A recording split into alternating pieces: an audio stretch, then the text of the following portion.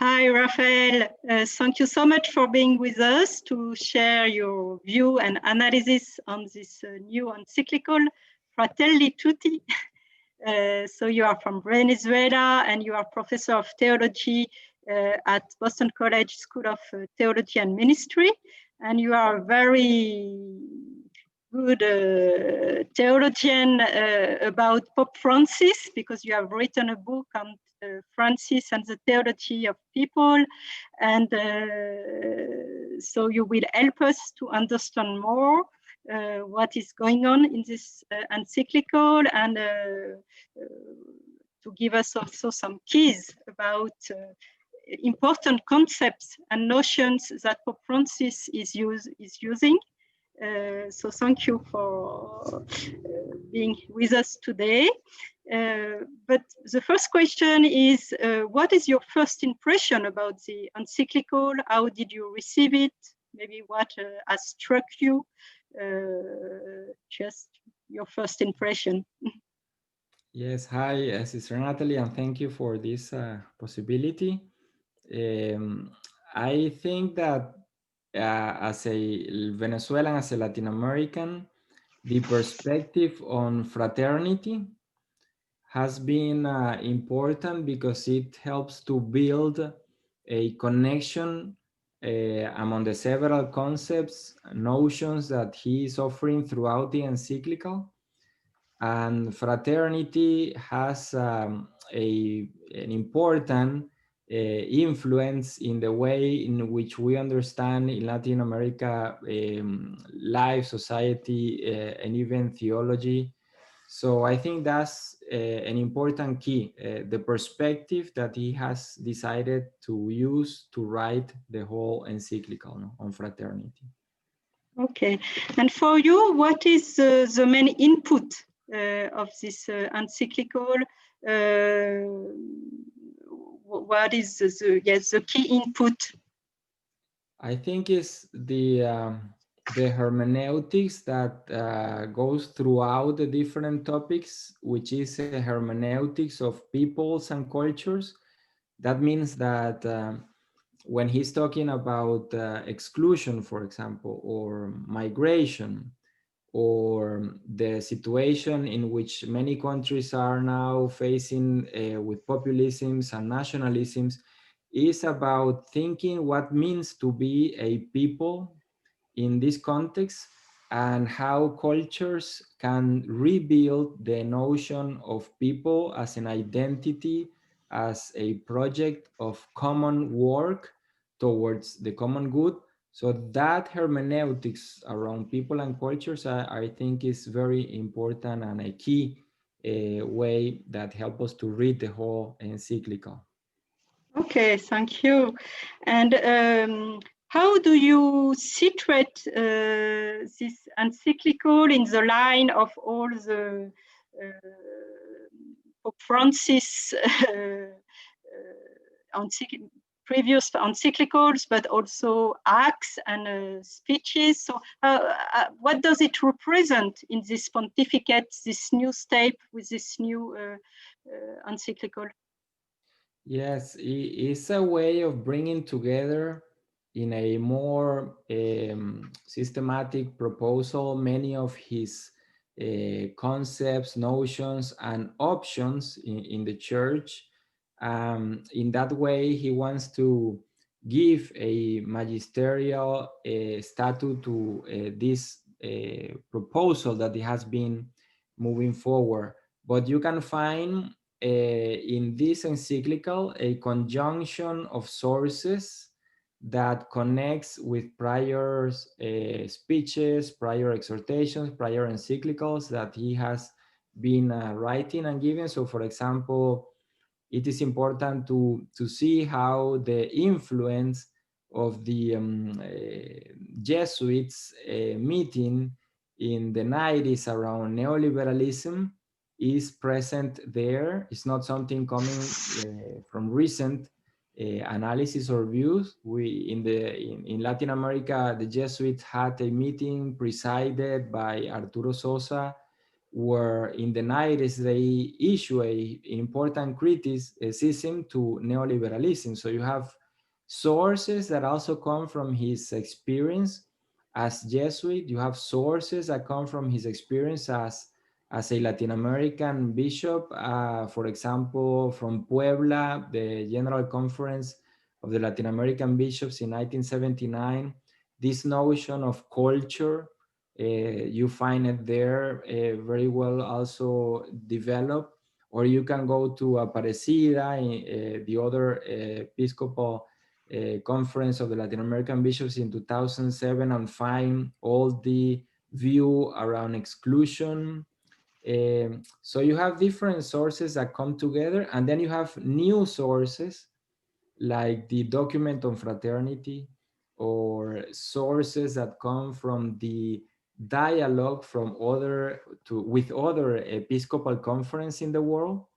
So it's like a development, no? From a Latin American way of being church that now is dialoguing with other ways of being church and other problems in the world, and it's integrating as an encounter, no? As a dialogue, as a new way of bringing together his magisterium more worldwidely. No? Oh, yes, thank you so much for this explanation. Hearing to you, I was thinking, because there is an important part in the encyclical about this question of local and global. How do you articulate the local and the universal? So Pope Francis is shaped by his experience in Latin America, but now as Pope is dialoguing with all the world, as you said. So do you feel that what he's doing is a kind of explanation and traduction of what he's writing about this key articulation between local and universal? If you can say something about that. Yeah, I think it has been a development in his way of understanding the world as a global world, because the first speeches he was giving in the beginning of his pontificate were more related to Aparecida's view of a globalized world that tends to impose an homogenized culture. Then he, well, in confrontation, in dialogue, in these new tendencies and theories that speak about globalism, he was also trying to analyze if that was the path to understand today's reality. So here he gives an answer. It's not only globalization, it's not about globalism, it's about the relationship between the global and the local, or globalization, that like they say now.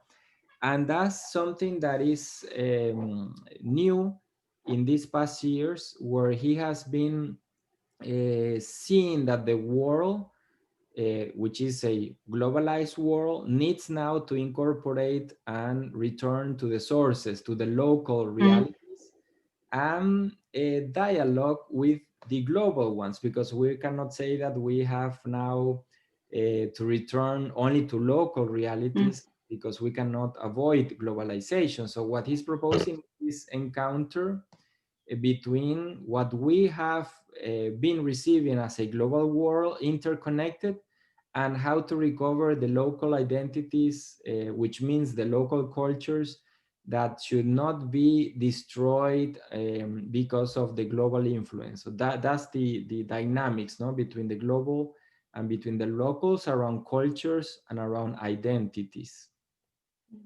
Thank you.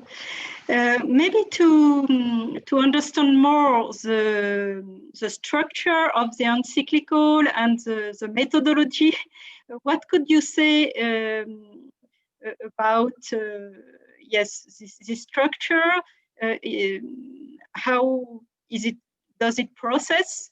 So I think that there is a kind of readings of we begin with the readings of the time, and for you, is it the See Church Act method that we find also in this encyclical? Well, I'd say that there are like different stages that the encyclical is providing throughout the text. So he starts by analyzing the world as it is right now. We have to remember that he started to write the encyclical or to have all these ideas before the pandemic. Mm. And with the pandemic, he has given some speeches where he already was trying to understand this phenomenon that we're living and how this has revealed a new world or problems that we were not looking at or we didn't want to really see. So at the beginning of the encyclical, he tries to do this, see this view, this phenomenological approach to what we are living. Then, as we move forward in the encyclical, he begins to build again his way of understanding people, culture, identity, belonging, which is the response to that he at the beginning says that is now broken in our world.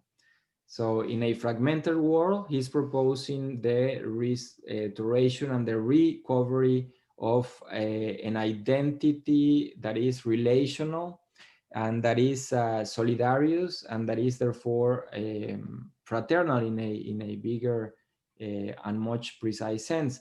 And then once he has this notion of people, cultures, and the response to the broken world that we're living, he then goes to face specific problems that are consequences of the whole of the world right now, but then they need to be healed. So then that's why he speaks about migration, then he speaks about politics, then he speaks about how economy should return his place in the face of the common good. So at the end, we have these ways, these issues that need to be healed. And he ends with this example of the dialogue in the document of the human fraternity, what he calls for this new paradigm, which is the fraternity of all the peoples and cultures. So that would be the paradigm, I would say, that inspires the whole encyclical, and that it's throughout the text going until it reaches that point, no? Which is at the end a challenge that he opens, you know, this fraternity of all humans around peoples and cultures that should be integrated in a global world that should recognize the local realities, the local identities that are there in our contexts. Okay, thank you. So you have sketch up for us, sketch out the dynamic of the encyclical, and you have highlighted this key notion of fraternity as a path. But Pope Francis is linking two notions, so fraternity and social friendship. And in a key statement, he says that they are not separable. So how do you understand these links between universal fraternity and social friendship for our society? Yeah, it's interesting that he starts by differentiating solidarity and fraternity, and looking at fraternity as a bigger frame where our identity should be grounded, and not solidarity helps us in the way in which need each other to progress and have the means to live, but fraternity is what gives us the meaning as people in the world. So then he adds this concept of social friendship, which has to do with the construction of that fraternity in the civil and the political and the economical realities in our world. So it's a way to say that that needs to be recognized beyond creeds, beyond religious belief, beyond a humanist, simply a way of seeing ourselves in the world, but it has to be a way of being citizens, for example, a way of having rights in a society. So it's interesting how fraternity then provides these grounds in terms not only of Christianity, but of saying that we are all interconnected and as brothers and sisters. From a theological point of view, that helps, as he says in the encyclical, to recognize each other as sons and daughters of the same God. And that opens a way not only to understand Christianity, but also to understand the dialogue with other religions. And then he says, well, that's something that needs to be recognized in terms of rights in a society. And that's where this notion of social friendship comes, and charity related to politics, which is something that the magisterium has said before Francis, no? That charity is the way in which politics can find its true meaning, no? As Pope Benedict used to say. So I think that that evolution that permits to connect the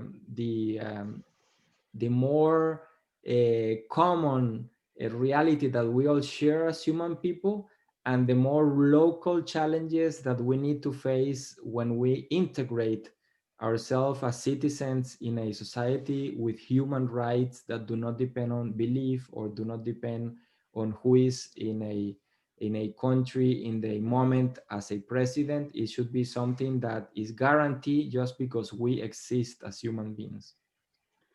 Okay, there is an entire chapter on the best policy. And so we can see that, and you have just talked about it, that the political dimension is also very important for Francis. How could you explain that also? Why there is also this important focus as a politics, as a way also to implement fraternity? Because I think it's trying to advert or see two temptations that we have right now in the world, which is the first one populism, and the other one is nationalisms.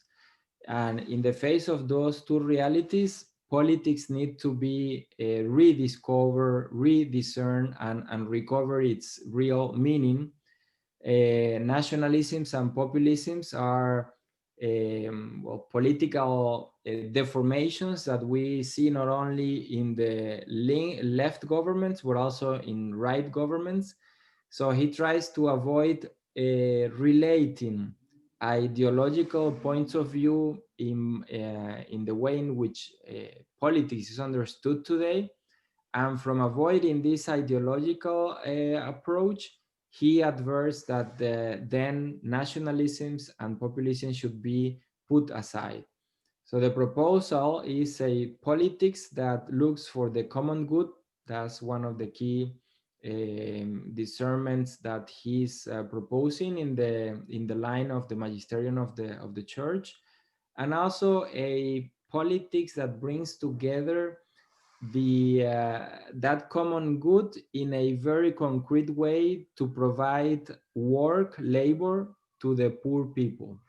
So if a politics doesn't provide labor, but only provides dependence and assistantialism, and makes the poor always poor and not helps the poor to develop economically and be independently and autonomous economically, then that politics is either populist or nationalist, using the people just to have votes, just to have popularity, but it's not bringing a well-being to the poorest, which are the majority in our world. So I think that's why he uses politics as a key to discern how can we change the reality of the majority of the world that are poor in terms of integrating them as subjects and not objects in our countries, in our nations, in our societies, in our church too. So listening to you, we can understand that Pope Francis is trying to take into account not only the political dimension, but also the economical dimension, social, and also culture. That is very important for him. So how do you see this articulation and the way Pope Francis is understanding the relationships between all these dimensions? And maybe you can highlight that with this so central notion of people, because I think it's one of the main words of the encyclical. I have read that it almost 100 word, and it's also coming from his experience in Latin America. So could you help us to understand? Yes, one of the, I think, contributions around the notion of politics as he's providing in his magisterium, and he reminds in this encyclical, is that politics is not only about political parties gaining power and winning elections. That politics is a broader concept that involves all the peoples in a society, and he gives the example of the popular movements, the social movements in Latin America. These are groups of peoples, movements that help to fight for rights, for justice, for better life conditions like water, the main things that you could need to live, no? And the main topic in these social movements, in these popular movements, is the labor, to have a job that can provide me the sustainability to live in a well-being state with my family in the society. So he broadens the notion of politics, compromises civil society in the fight for poverty and in a political action. And also then he, in a part, reminds that the church should involve also in this political dimension of the construction of our world, that the church is not isolated from this reality, but it's the mission of the church also to push a democracy, to push justice, to move forward to the recognition of the poor. So the politics is about how do we build a people. A people is not an individual, it's a common identity. It's a common project. It's a way of bringing together those needs and shaping them in a fight for a better way of living, but together. So, for example, words like togetherness, words like bonds, those are words that define for him culture. And this is something that in Latin America is the way in which we understand that word. Culture is a way of life. It's not about education, if I study or if I don't study. It's the way of life that each group has in a specific historical moment and in a specific context. So, for example, in a country, we have several cultures where we cannot have this idea of one country, one culture. So we have many peoples, many cultures, many ways of living that interact in each country.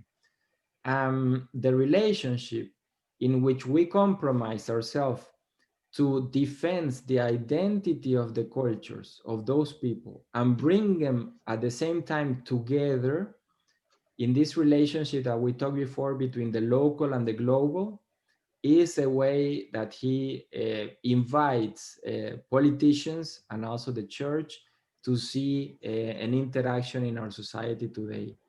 So politics, people, and culture cannot be separated from his analysis of what needs to be done in terms of humanizing our world and rediscovering the true meaning of politics. Okay, thank you. Maybe almost the last question. So you are working a lot on synodality as ecclesiologist, and you are also a theologian expert for the CELAM and the CLAR in Latin America. You have followed the synod on the Amazon. So what resonances, links, articulations do you find maybe between fraternity and synodality? How this new encyclical can also highlight this call for a synodal church that Francis is also embracing?